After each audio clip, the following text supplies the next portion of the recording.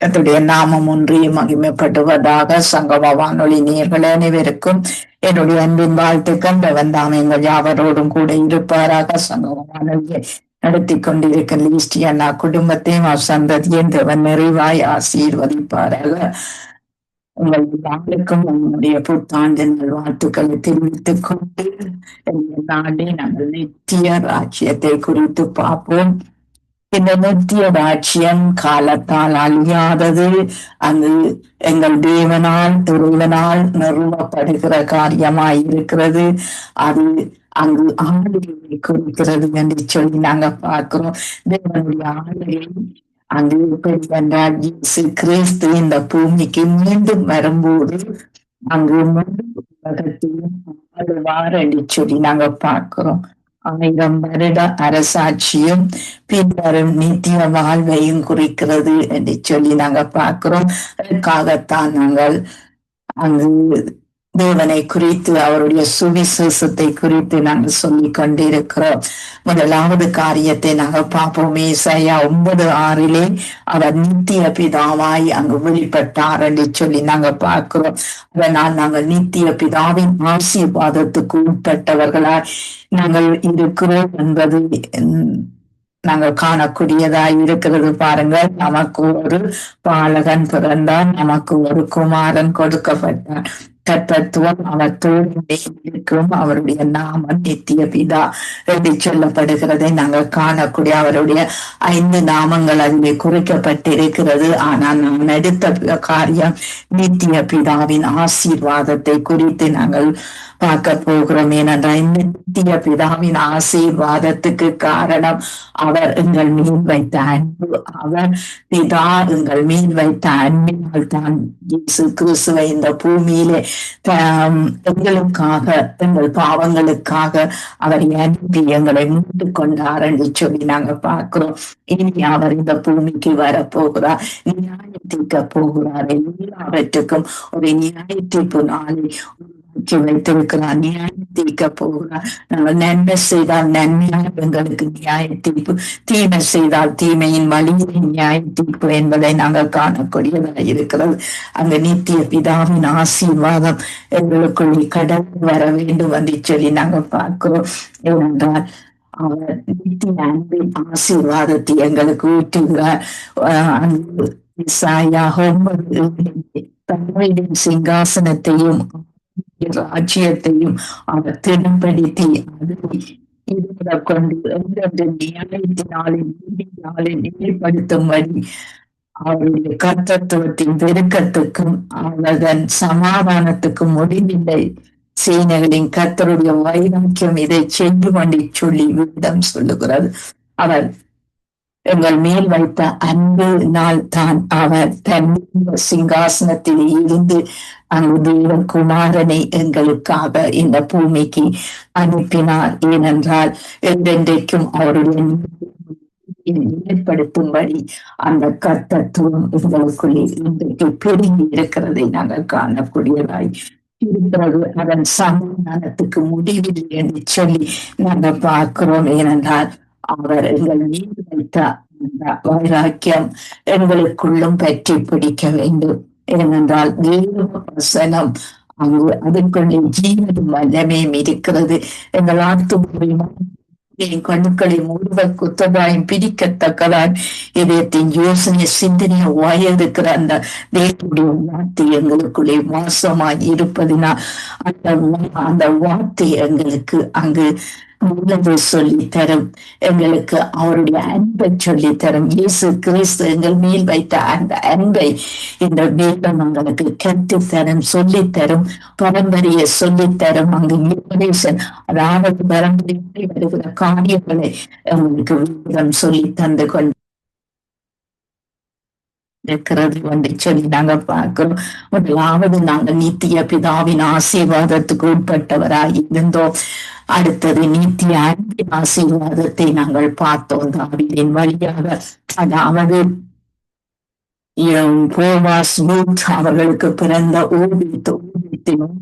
ஈசா என்ற மகன் ஊடாக அங்கு தாவீதின் வம்சத்திலே இயேசு கிறிஸ்து வந்தார். அது அன்றையிலிருந்து தொடங்கப்பட்ட காரியம் இன்றும் அதை நாங்கள் கண்டுகொண்டு அந்த தலைமுறையை நாங்கள் ஆசீர்வதிக்கப்பட்ட தலைமுறையாய் நாங்கள் கண்டு கொண்டு இருக்கிறோம். ஆகவே நாங்கள் அன்பின் ஆசீர்வாதத்தை நாங்கள் இயேசு கிறிஸ்து ஒருவரிடத்தில் தான் பெற்றுக்கொள்ள முடியும். இந்த உலகத்தில் இருக்கிறது தான் அந்த அன்பு எல்லாம் ஒரு நாள் அழியும், ஒரு நாள் பிரியும். ஆனால் இயேசு கிறிஸ்துவின் அன்பு இன்மைக்கு மாத்திரமில்லை, மறுமைக்கும் அவருடைய அன்பு அன்பாய்த்தான் இருக்கும்.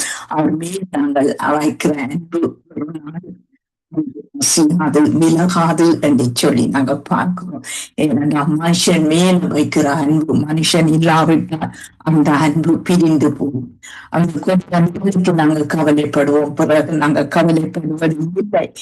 ஏனென்றால் அதை நாங்கள் மறந்து விடுகிறோம். ஆனால் கிறிஸ்துவின் அன்பு அவர் தொடர் காரியமா வர வேண்டும் என்று அவருடைய சரித்திரங்கள் ஆதியிலே வகுத்தையும் படைத்து அந்த நாளில் இருந்து தொடர்ந்த காரியங்கள் அவர் 27 சொல்லப்படுகிறது. அவருடைய சாமியில ரூபத்தின் வடிவம் எங்களை உருவாக்கினார். அந்த அன்பு அங்கு வெளிப்பட்டது என்று சொல்லி நாங்க பார்க்கிறோம். எங்கள் மேல் வைத்த அன்பு இயேசு கிறிஸ்து வழியாக வெளிப்பட்டது என சொல்லுகிறார். நானே சதி ஜீவனமாய் இருக்கிறேன் என்று எல்லாமே என் பிதாவிடத்தில் சொல்லி அந்த எந்த இயேசு கிறிஸ்து வழியாகத்தான் நாங்கள் நித்திய ஜீவனை நாங்கள் பெற்றுக்கொள்ள முடியும். ஏனென்றால் அவர் ஆதாமோவால் வீட்டிலேயே பாவம் பெருகியது. அந்த பாவம் இயேசுதான் இயேசு கிறிஸ்து வெளிச்சமாய் வந்தார். வெளிச்சம் என்று சொல்லப்படுகிறது வேதத்திலே நாங்கள் காணக்கூடியதாய் இருக்கிறது. அவர்கள் எல்லாம் ஒரு அன்பின் வெளிப்பாடு, அன்பின் நித்திய அன்பின் ஆசீர்வாதங்களாய் இருக்கிறது என்று சொல்லி நாங்கள் பார்க்கிறோம். ஏனென்றால் நித்திய ராஜ்யத்துக்குரியவர்கள் நீங்களும் நானும் தான். அந்த நித்திய ராஜ்யத்தை மற்றவர்களுக்கும் நாங்கள் அறிவிக்க வேண்டியது எங்களுக்கு கடமையா இருக்கிறது. நாங்கள் மற்றவர்களை தூக்கி நிமித்தி விடுவது காரியமாய் இருக்கிறது என்று சொல்லி நாங்கள் பார்க்கிறோம். எங்களுக்கு அவர் நித்திய கட்டளையை தந்திருக்கிறார். அந்த நித்திய கட்டளைகளை மற்றவர்களுக்கு சொல்லி அவர்களையும் சேர்த்திருத்த கர்த்தர்களுக்கு அந்த ஆசீர்வாதங்களை எல்லாம் தந்திருக்கிறார் என்று சொல்லி நாங்கள் பார்க்கிறோம். அங்கு 3வது காரியம் யோவான் 10வது அதிகாரம் 27, 28வது வசனத்திலே நித்திய வாழ்வின் ஆசீர்வாதத்தை குறித்து நாங்கள் பார்க்கிறோம். ஏனென்றால் நித்தியமாய் நாங்கள் அவரோடு தான் வாழ போகிறோம். அதனால் நித்திய வாழ்வின் ஆசீர்வாதம் எப்படி வரும் என்பதை அவரை நாங்கள் அவருக்கு நாங்கள் கீழ்ப்படியும் போது கீழ்ப்படியும் போது என்ன சொல்கிறது என்பதை நாங்கள் கவனிக்கும் போது நிச்சயமாகவே இந்த நித்திய வாழ்வின் ஆசீர்வாதம் எங்களுக்குள்ளே கடந்து வரும்.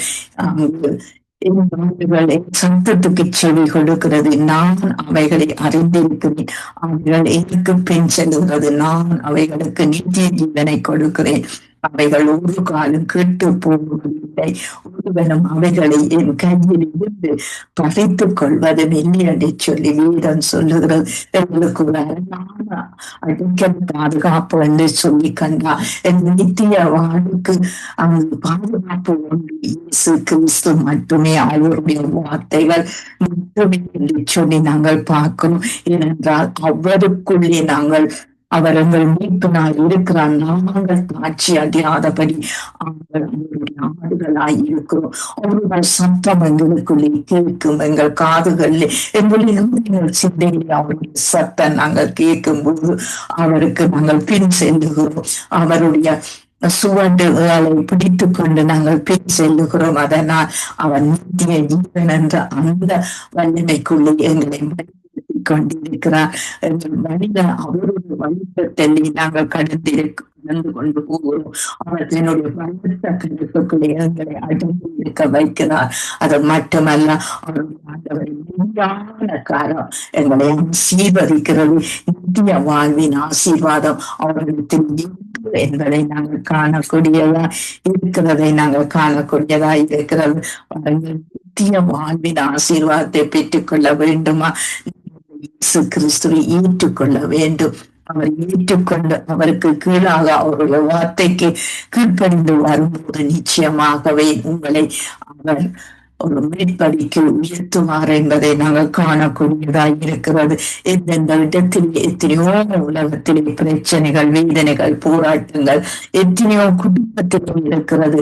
அத்தனையும் தாண்டக்கூடிய ஒரு கிருபையை இயேசு கிறிஸ்து எங்களுக்கும் உங்களுக்கும் தந்திருக்கிறார். இன்னும் இந்த இயேசு கிறிஸ்துவை அறியாவிட்டால் அவர் உங்களுக்கு அதை தர வல்லவராய் இருக்கிறார். அவருடைய அன்புக்கு நிகர் இல்லை என்பதை நாங்கள் இருந்து காணக்கூடியதாய் இருக்கிறது. எங்களுடைய அன்புள்ள சாட்சிகள் கூட அவர் ஜீவிக்கிறார் என்று சொல்லி காணக்கூடியதாய் இருக்கிறது. பாருங்கள், முதலாவது நித்திய பிதாவின் ஆசீர்வாதத்தை குறித்து பார்த்தோம். இரண்டாவது நித்திய அன்பின் ஆசீர்வாதத்தை குறித்து பார்த்தோம். மூன்றாவது நித்திய வாழ்வின் ஆசீர்வாதத்தை குறித்து நாங்கள் பார்க்கிறோம். இன்றைக்கு நாங்கள் நித்திய வாழ்வுக்காக இன்றைக்கு நாங்கள் ஆசீர்வதிக்கப்பட்ட பிள்ளைகளாய் அவர் வழியை நாங்கள் நடந்து கொண்டிருக்கிறோம் என்ற அவர் உங்கள் பாதைக்கு வெளிச்சத்தை காண்பிக்கிறார். அவர் உங்களுக்கு தீபமாய் இருக்கிறார் என்று சொல்லி நாங்க பார்க்கிறோம். ஏனென்றால் வெளிச்சம் இருந்தால்தான் எங்களுடைய வழியை நாங்கள் நடக்கும் போது அந்த வெளிச்சம் எங்களை வழிகாட்டி கொண்டிருக்கிறது. அந்த தீபம் எங்களுக்கு எரிந்து கொண்டிருக்கிறது என்று சொல்லி நாங்கள் பார்க்கிறோம். ஏனென்றால் அந்த அன்பு இயேசு கிறிஸ்து எங்கள் மேல் வைத்த அந்த அன்பு எங்களுக்குள் கொழுந்து தெரிய வேண்டும். அப்பொழுது தான் நாங்கள் தேவனுக்குள் ஒரு வல்லமான ஊழியத்தை அல்லது வலிமையான ஆளுமைக்குள்ளே அல்லது வலிமையான மனதிற்குள்ளே நாங்கள் இருக்கிறோம் என்பதை நாங்கள் காணக்கூடியதாய் இருக்கிறது. நாங்கள் காரியம் நித்திய ராஜ்யத்தின் ஆசீர்வாதத்தை குறித்து நாங்கள் பார்க்கக்கூடியதாக இருக்கிறது. வெளிப்படுத்தல் 11வது அதிகாரம் 15வது 12வது வசனத்திலே நாங்கள் பார்க்கிறோம். 7ஆம் தூதன் எக்காலம் ஊதினான். அப்பொழுது உலகத்தின் ராஜ்யங்கள் நம்முடைய கர்த்தருக்கும் அவருடைய கிறிஸ்துவுக்கும் உரிய ராஜ்யங்கள் ஆயின. அவர் சதா காலங்களிலும் ராஜ்யபாரம் பண்ணுகிறார் என்று கெம்பீர சத்தம் வானத்தில் உண்டாயின என்று சொல்லி நாங்கள் பார்க்கிறோம். பாருங்கள், நித்திய ராஜ்யத்தின் ஆசீர்வாதம் இதுதான் என்று சொல்லி நாங்கள் பார்க்கிறோம். 7ஆம் தூதன், ஒரு பரிபூர்ணமான தூதன் ஒருவன் அங்கு காலம் ஊத போகிறான்.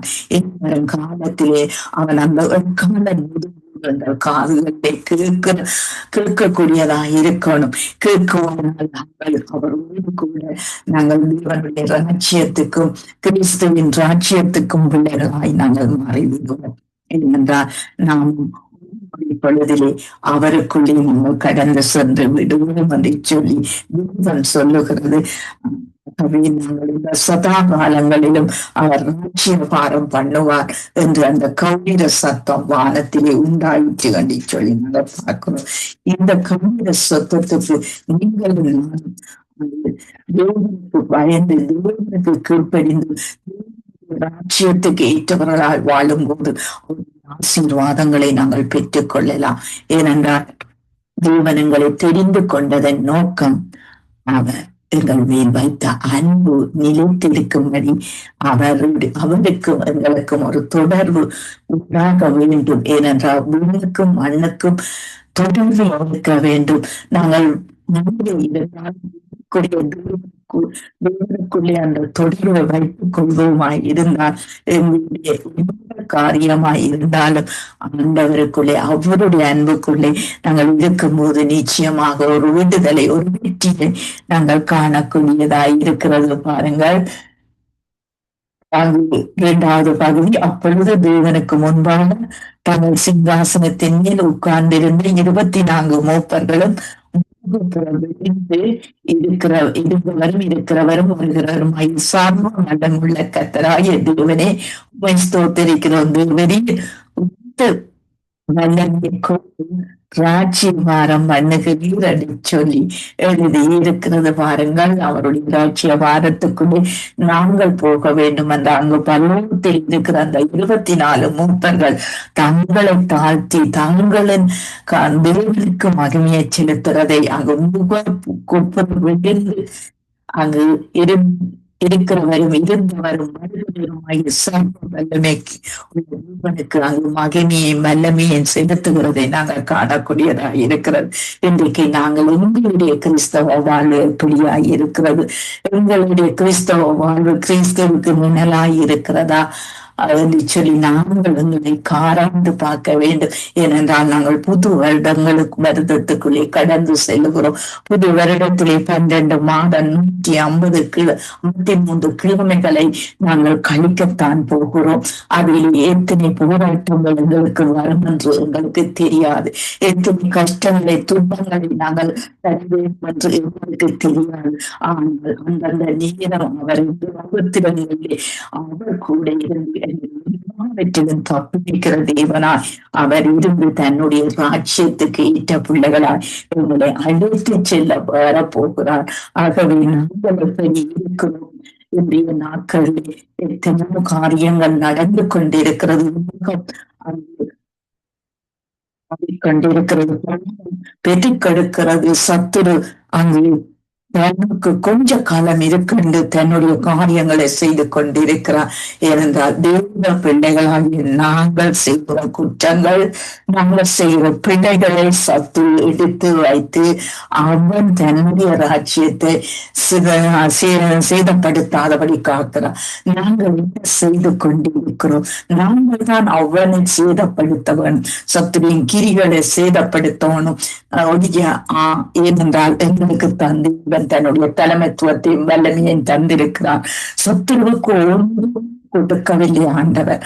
ஆனால் அவன் நாங்கள் பிள்ளைகளாகிய நாங்கள் செய்கிற குற்றங்கள், பாவங்கள், சத்துருவுக்கு இடம் கொடுக்கிற நேரங்கள் எடுத்து வைத்துக் கொண்டு எங்கள் ஆண்டவர் அவன் போராடி அவன் தனக்கென்று அந்த வல்லமைகளை ஒப்பிட்டுக் கொள்ளுவதை நாங்கள் விட்டுவிட.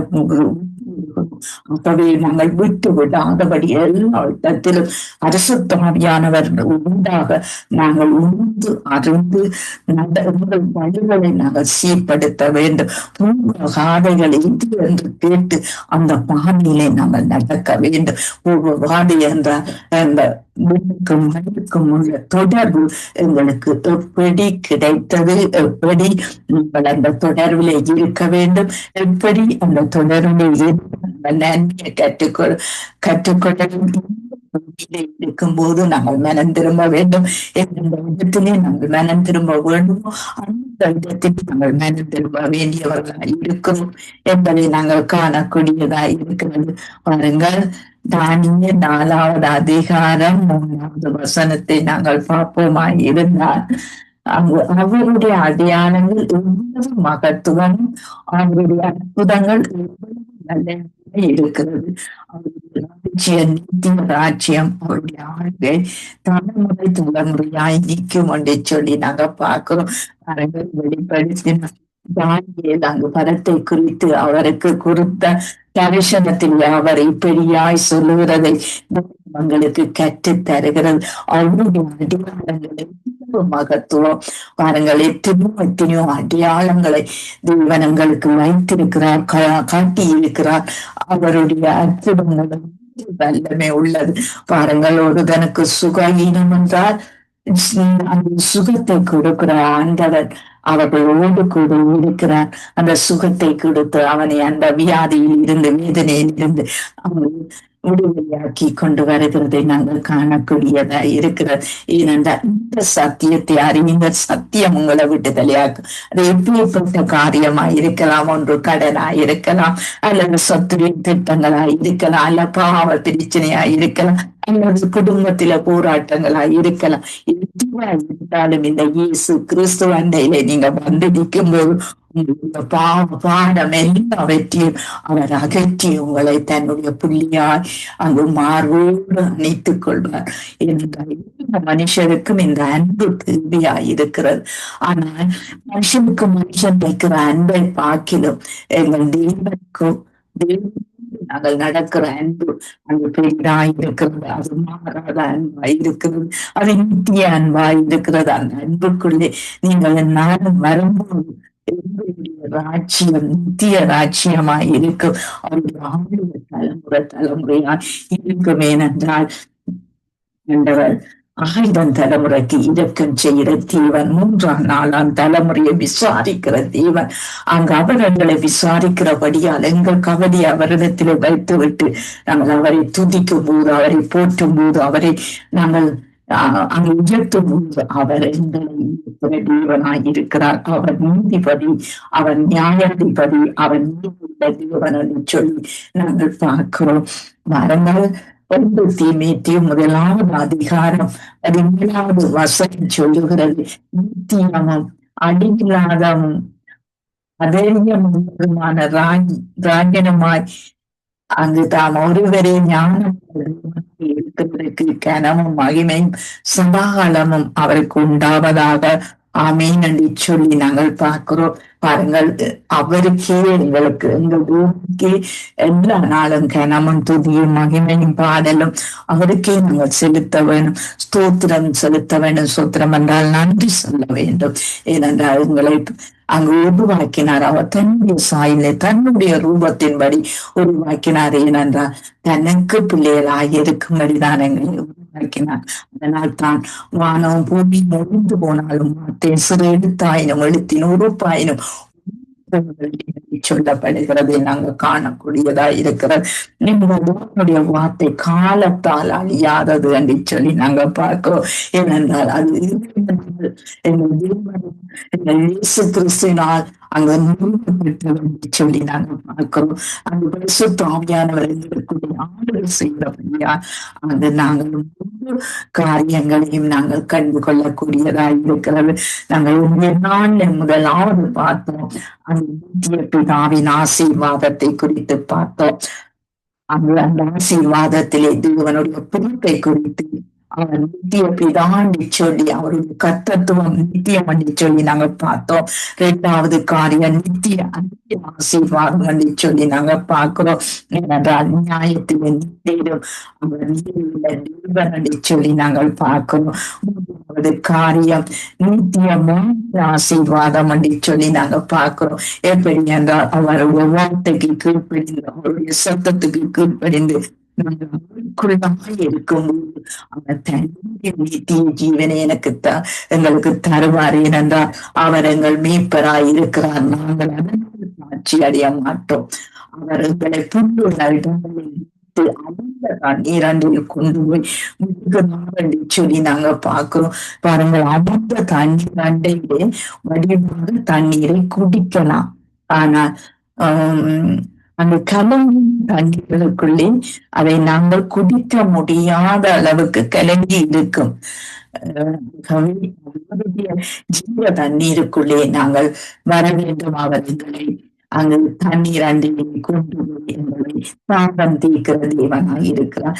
நாலாவது காரியம் நித்திய ராஜ்யத்தின் ஆசீர்வாதத்தின் பிள்ளைகளாய் அவருடைய எக்கால சத்தம் கேட்கும் போது அவரோடு நாங்கள் இணைந்து கொள்ளக்கூடியதாக இருக்கும். அதனால் தான் இன்று அங்கு பரலோகத்தில் 24 மூப்பர்களின் 4 ஜீவன்களும் பரத்திலே முகித்து வணங்குகிறார்கள். இன்றைக்கு நாங்களும் அவரை துதித்து போற்றி வாழ்ந்து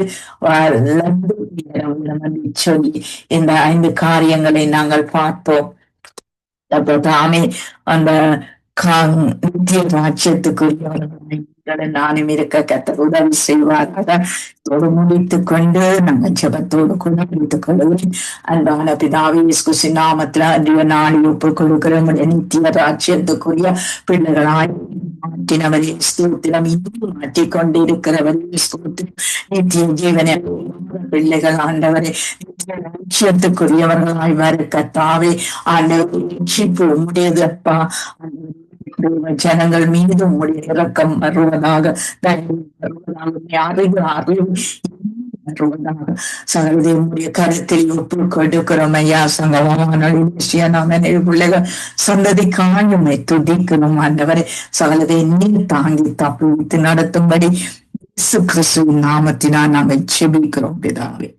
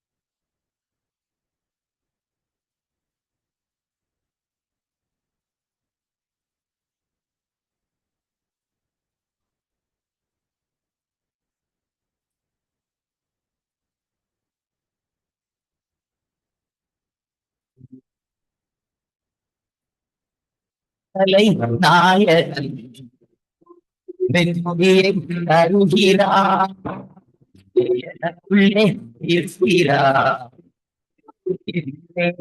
ஆனந்தம் விடுதலை நாயகன் வெற்றியை தருகிறார் எனக்குள்ளே இருக்கிறார் என்னே ஆனந்தம் நான் பாடி பாடி மகிழ்வே தினம் ஆடி ஆடி துடிப்பே நான் பாடி பாடி மகிழ்வே தினம் ஆடி ஆடி துடிப்பே எங்கும் ஓடி ஓடி சொல்லுவே எங்கும் ஓடி ஓடி சொல்லுவே என் இயேசு ஜீவிக்கிறார் என் இயேசு ஜீவிக்கிறார் விடுதலை நாயகன் வெற்றியை தருகிறார் எனக்குள்ளே இருக்கிறார் என்னே ஆனந்தம்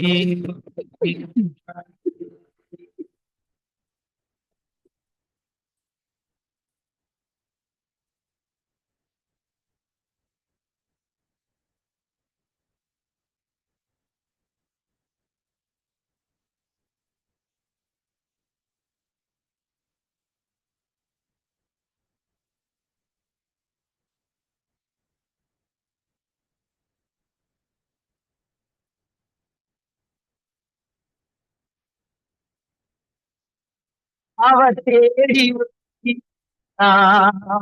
என்னை தேடி அணைத்து கொண்டா அவர் தேடி ஓடி வந்தா என்னை தேடி அணைத்து கொண்டா பாவம் அனைத்தும் மன்னித்தா என் பாவம் அனைத்தும் மன்னித்தா புது மனிதனாக மாற்றினார் புது மனிதனாக மாற்றினார் விடுதலை நாயகன் வெற்றியை தருகிறார் எனக்குள்ளே இருக்கிறார் என்னே ஆனந்தம்